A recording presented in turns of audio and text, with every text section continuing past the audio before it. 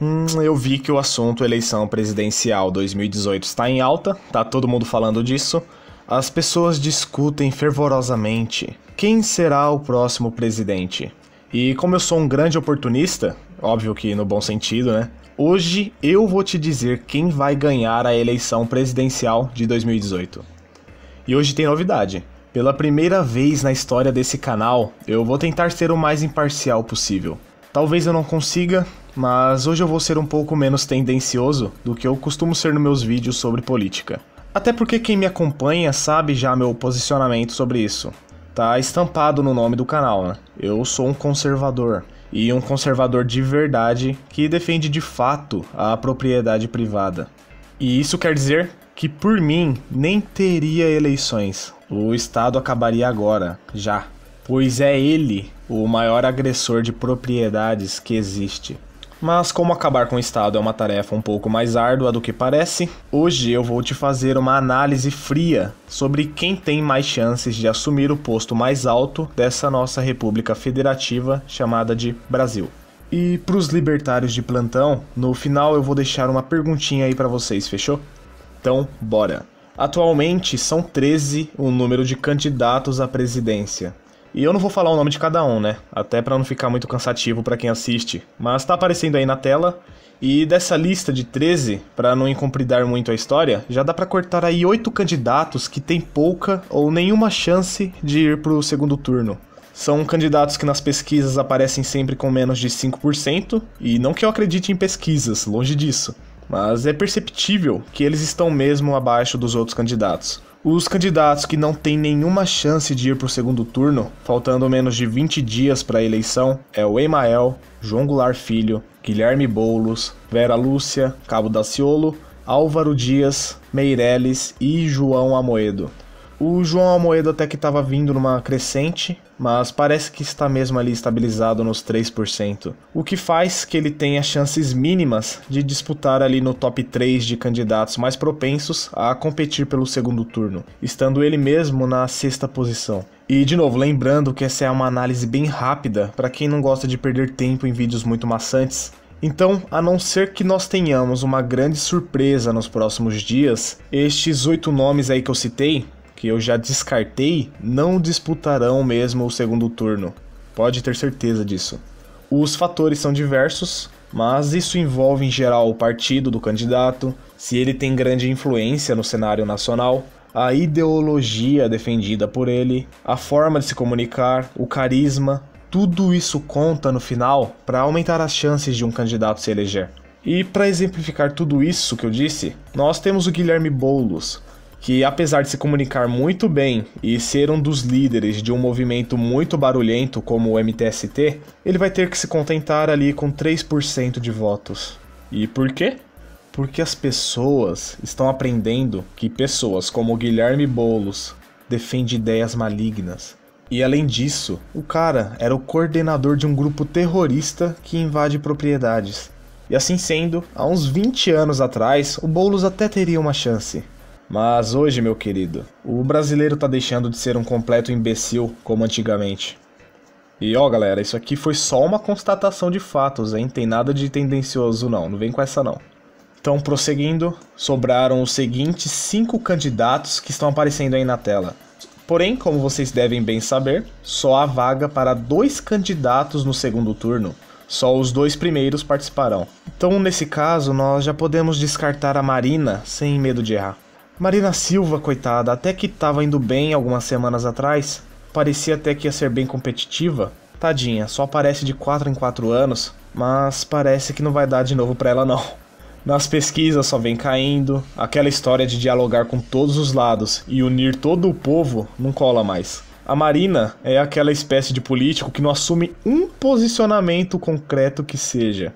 Fala sempre em diálogo, que essa é a nova política, mas para quem já foi por mais de 30 anos militante do PT e criou um partido de cunho progressista e aliado a partidos de esquerda, como é a Rede, é fácil descobrir de que lado do espectro político ela está.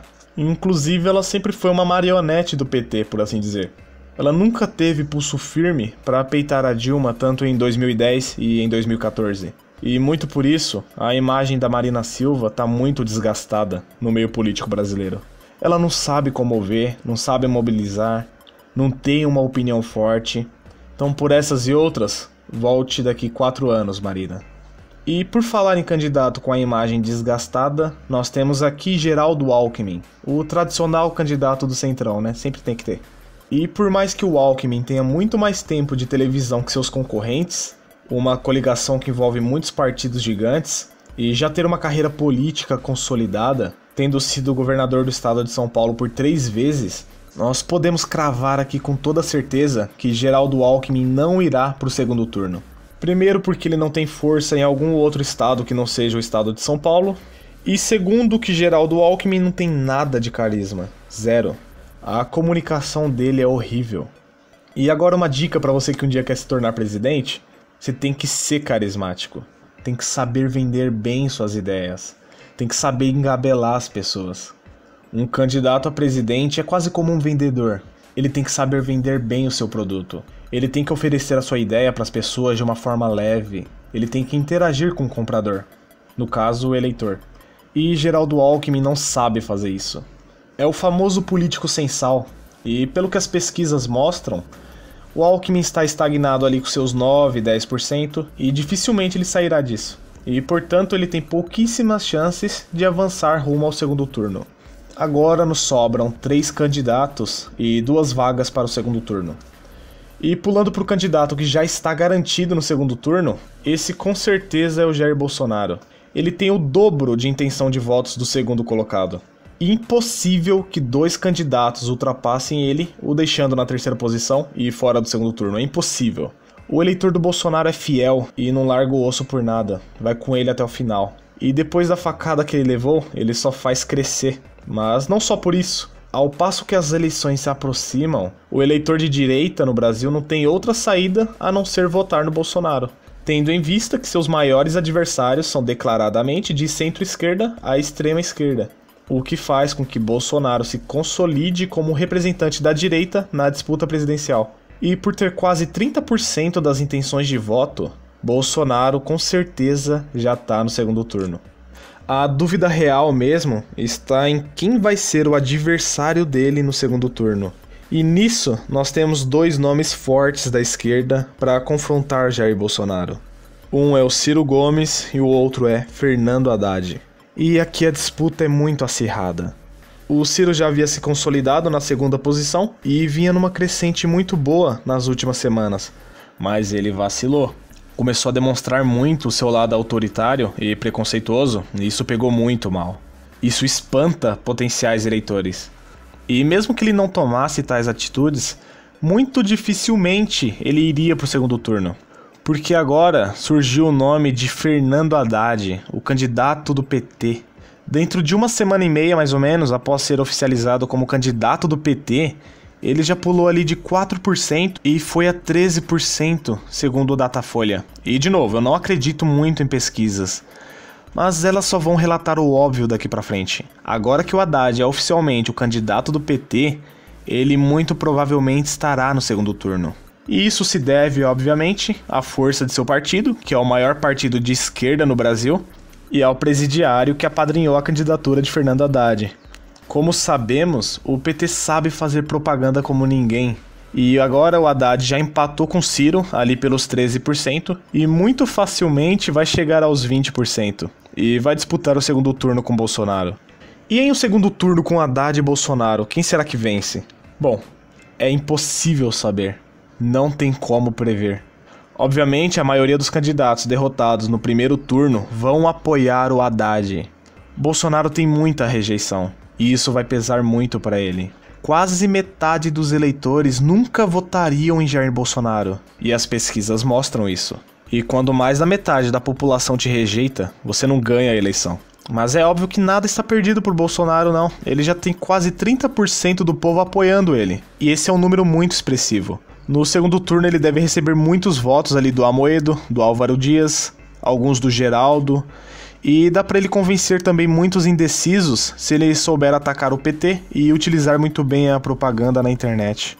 E por falar em internet, caso o Bolsonaro ganhe esse ano, a internet com toda certeza vai ser a responsável pela vitória dele. A internet é do Bolsonaro. Ele é o político com maior engajamento de todos. E graças à internet, ele ganhou toda essa fama com a divulgação de suas mitagens. Então, quando se fala em espontaneidade, com certeza Bolsonaro venceria até mesmo no primeiro turno. Mas do outro lado, meu amigo, nós temos um cara que, apesar de em São Paulo ser muito rejeitado, considerado pela maioria dos habitantes como o pior prefeito da história de São Paulo, é de um partido que domina o Norte e o Nordeste. Isso, obviamente, graças ao Bolsa Família e a todo o populismo que caracteriza o PT, né? E juntando isso com todo o apoio que o PT recebe de movimentos sociais, sindicalistas, feministas, movimento LGBT, movimentos raciais, o PT é um perigo real para o Bolsonaro. Principalmente por todos os rótulos de machista, homofóbico e racista que a esquerda emprega nele. Então, por mais que o PT pareça enfraquecido no momento, ele tem muita força ainda de influência sobre movimentos sociais. E isso conta muito na formação de opinião das massas. Logo, eu cheguei na conclusão que vai ser uma disputa muito acirrada, mas eu ainda acredito numa vitória do Bolsonaro no segundo turno. A internet e todo o ataque desleal que ele vem recebendo da esquerda é o que vai acabar elegendo ele. E por mais que o PT ainda tenha muita força no cenário político brasileiro, é um partido também muito rejeitado pela população. E assim sendo, a rejeição do Haddad também, consequentemente, vai subir muito ainda. E talvez ele alcance até mesmo a rejeição do Bolsonaro ali com uns 45% de rejeição. E como o Bolsonaro ainda tem toda uma mídia espontânea em suas mãos, eu acredito que seja bem provável que ele derrote o Haddad no segundo turno.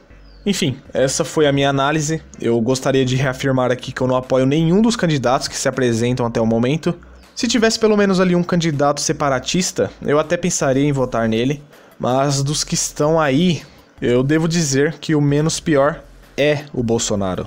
Ele é o candidato mais atacado pelo establishment, pois ele é o único que de fato desafia o politicamente correto, que é uma das piores desgraças que existem. Além disso, ele também tem tendências liberais, e eu já disse em outro vídeo, né, que liberais são tão prejudiciais para a nossa liberdade quanto os esquerdistas, mas ao menos eles defendem uma reduçãozinha do Estado e um pouquinho de liberdades individuais, e é óbvio que isso traria bastante benefícios.